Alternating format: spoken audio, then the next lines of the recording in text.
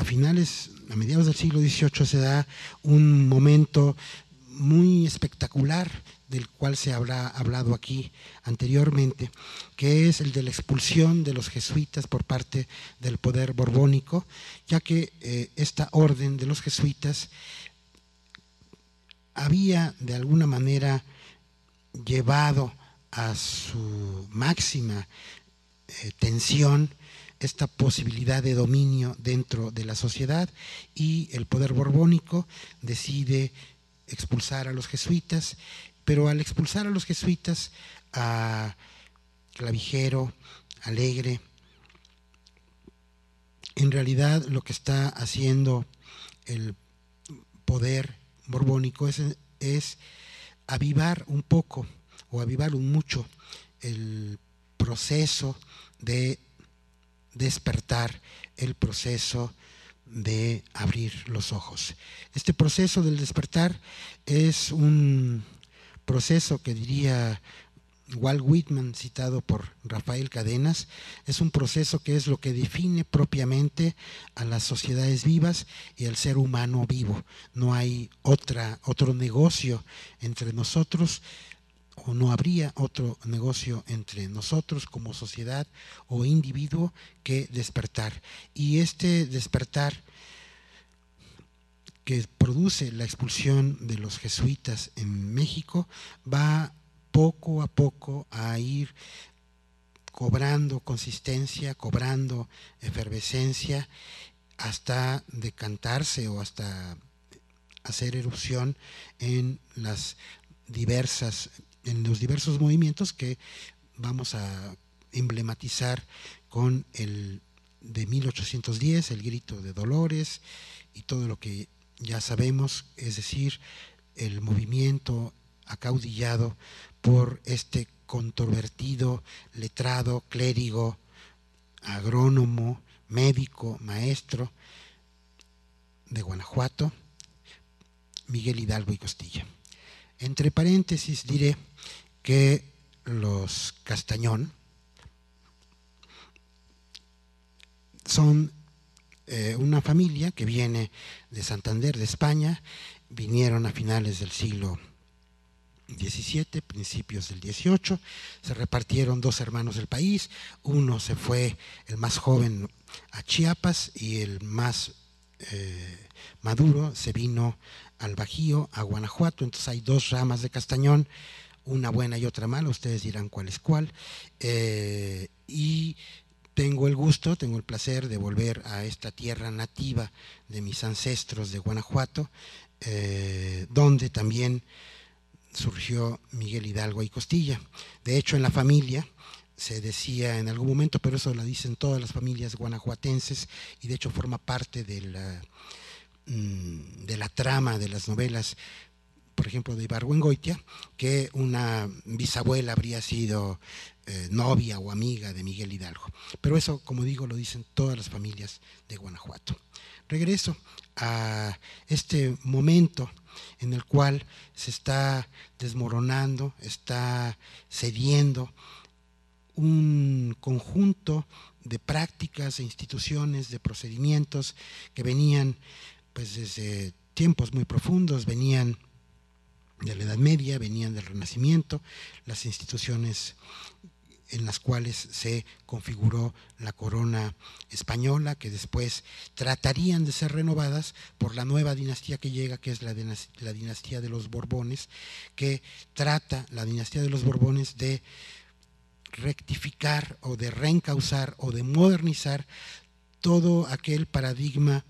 de instituciones y de procesos que venía del Sacro Imperio Germánico Románico de Occidente y que emblematizaban precisamente el clan o la familia de los Austrias, y esta familia de los Borbones, digamos ricos nuevos, se estaban enfrentando a esos ricos ancestrales, y ese enfrentamiento de alguna manera va a producir una herida, una apertura que desembocará en los procesos de las emancipaciones. Es una lástima que no tengamos presente a nuestro amigo Rafael Rojas y que simplemente tengamos aquí una propuesta de escultura de Dino Buzzati, porque seguramente que Rafael Rojas tendría un punto de vista crítico interesante a propósito de esta exposición que estoy haciendo. Pero continúo con la exposición diciendo que el enfrentamiento, la confrontación entre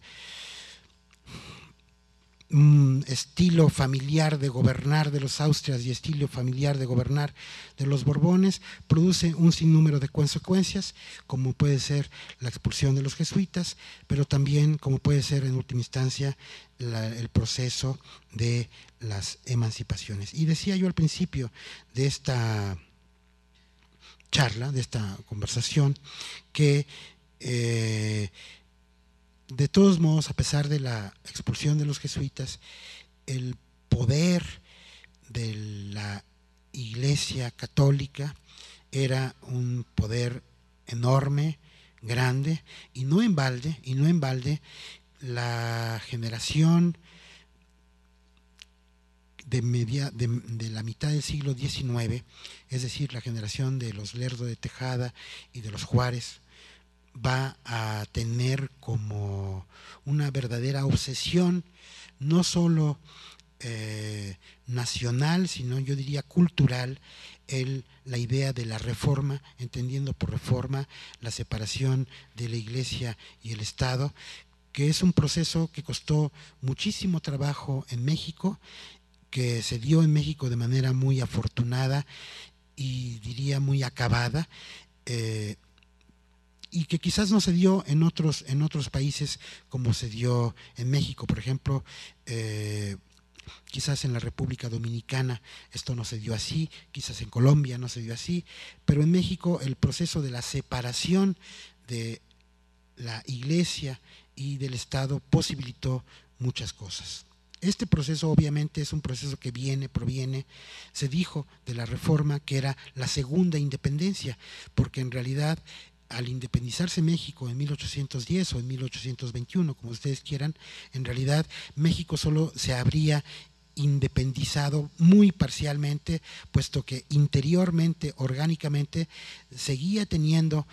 para decirlo de una manera un poco exagerada, el alacrán en el pecho, el alacrán de la Iglesia, que era el que realmente estaba dominando y determinando las cosas. Los procesos educativos, los procesos de institución literaria y artística y cultural, como decía yo al principio, están dominados por las iglesias, por las escuelas que están asociadas, o las universidades, colegios que están asociados a la Iglesia, y lo que hace de alguna manera o va a ser de alguna manera el proceso de la independencia será legitimar, es decir, darles credencial de ciudadanía a esas voces que habían estado expulsadas, que habían estado en el subsuelo, que eran las voces heterodoxas, las voces de la cultura popular, que podemos documentar en los diversos archivos del Santo Oficio, donde vamos a encontrar en salmos, poemas satíricos que en el marco de la Inquisición no eran permisibles, y digamos 40, 50 años después o 30 años después, ya cuando desaparece la Inquisición, van a ser permisibles.